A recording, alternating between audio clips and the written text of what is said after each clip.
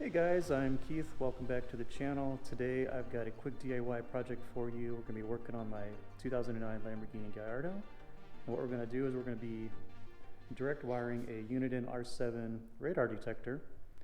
The reason why I want a radar detector that's direct wired is because the current power source that they give you in the kit is a cigarette lighter adapter, and the cigarette lighter is in a really weird position in the Lambo, so I'll show you why that's a really bad setup for this kind of a radar detector. But by direct wiring it, we can have a wire that goes directly from the radar detector. We can tuck the wires in behind some trim, get it out of the way and hide it, and then that'll run all the way to the fuse box. And I'll show you which open fuse location to use and tap into for power. And that way you'll have this turn on when the car turns on, and it'll turn off when the car turns off. And overall a very functional, very clean install. So let's get started. This is the Uniden R7 unit.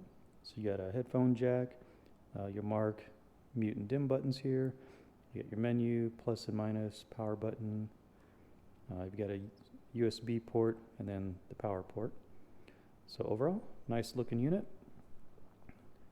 Okay, and in the box, you're going to get a few accessories. Two different kinds of carrying cases. You got a neoprene and then a zippered, more of a hard style carrying case. Two different style suction cups. This is the one that I'm using in the car right now. It's a more solid, sturdy bracket style. And then you got your cigarette lighter adapter. Also, what you're going to want is at least have some access to the fuse panel diagram. I'm going to be using the manual here. This has the fuse diagram in it. And then you're going to want to purchase a separate wire kit for this, and I got this one off Amazon. So it's got the correct connections for hooking up a radar detector, and it's got a couple different style ends that'll connect into the fuse panel depending on which size fuse location you're using.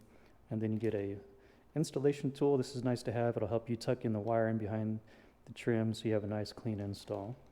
So pick up one of these on Amazon. They're pretty cheap. And so let me show you real quick what this install looks like with just the kit, where you plug in the cigarette lighter to power it. I'll show you why the cigarette lighter in this car is in a really weird location, for this. So that's why I'm, getting rid of this. I'm going to be using the wire kit. So let me show you that real quick.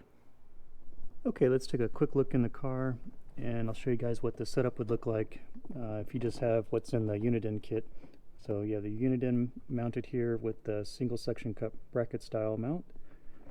And then this is the power wire that's going to that cigarette lighter adapted power adapter. And in this car, this is the only location of a cigarette lighter. And as you can see, it's kind of in a bad location for this, because it's kind of where your arm is going to be, your elbow is going to be right there.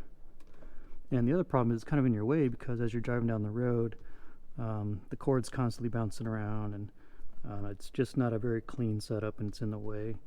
So that's why I want to get rid of this cord and go with the other option of using the direct wire kit. So let me show you guys how to do that. It's actually really easy. Okay, so I've got my manual here, and I've got my fuse diagram, and basically we're gonna be using slot number 20, which is not being used, and it's one that's powered off when the car is powered off, and powered on when the car is powered on. And in our fuse diagram, it's this location right here, the number 20. And in our wiring kit, this is going to be the part that plugs into that particular size fuse. And then we're going to use the supplied fuse from the kit. This is a 3 amp, so we're going to use that as the fuse for our wire kit. The red wire is going to connect to here. This end is going to connect to the radar detector, and this will be our ground. So once we get under the dash, we look at our fuse box location, we'll find a screw that we can unscrew that attaches to the metal part of the car, and use that to ground. And this will be our installation tool. We'll use this to tuck the wire in around the trim. So let's get started. Okay, so I did some of this off camera, but basically here's the end of the wire, and I just wanted to make sure I had plenty of length. So I started with this part, and basically you can just tuck this up under the headliner real easy. There's a good size space there, and so just tuck it up under the headliner like that. Then when I got to the corner here, basically I just tried to squeeze it between these two body panels, so it kind of holds it in place, keeps it out of the way. And then as you come around here to where the weather stripping is, all I did was just tuck it under the weather stripping and just kind of go all the way down, you know, all the way down here.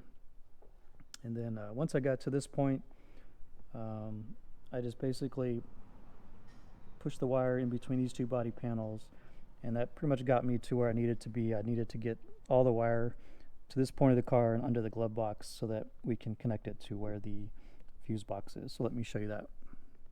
Okay, so here we are. We're under the glove box where the fuse box is, and as you can see, I've got my wire ran all the way over here, and I've got the fuse already plugged in and ready to go. And the fuse location that I'm going to be using is right here, so that's slot number 20. So if you remember on the diagram, there was these smaller ones, so 1, 2, 3, 4, 5, and then the 6th location, that one's number 20. And then remember that green wire? So that green wire is what we're using to ground with, and so that's where I grounded the wire, right here, so that grounds to the frame, so that's a good spot for that. Okay, so then all we got left to do is just plug in our fuse,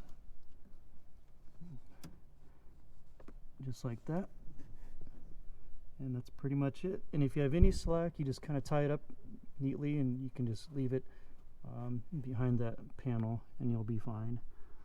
So that's basically it, and let's go test this out and make sure it works. Okay, so let's plug this in and test it. I've got the key in the ignition on the accessory position, so it should turn right on. All right, there it goes. Awesome. So here's the view from the driver's position. It's actually in a pretty good spot, good line of sight. Got access to the buttons, can adjust the functions. Doesn't interfere with my rear view mirror. So yeah, that was a pretty easy install. Looks good. So smash that like button, guys, and I'll see you guys in the next video.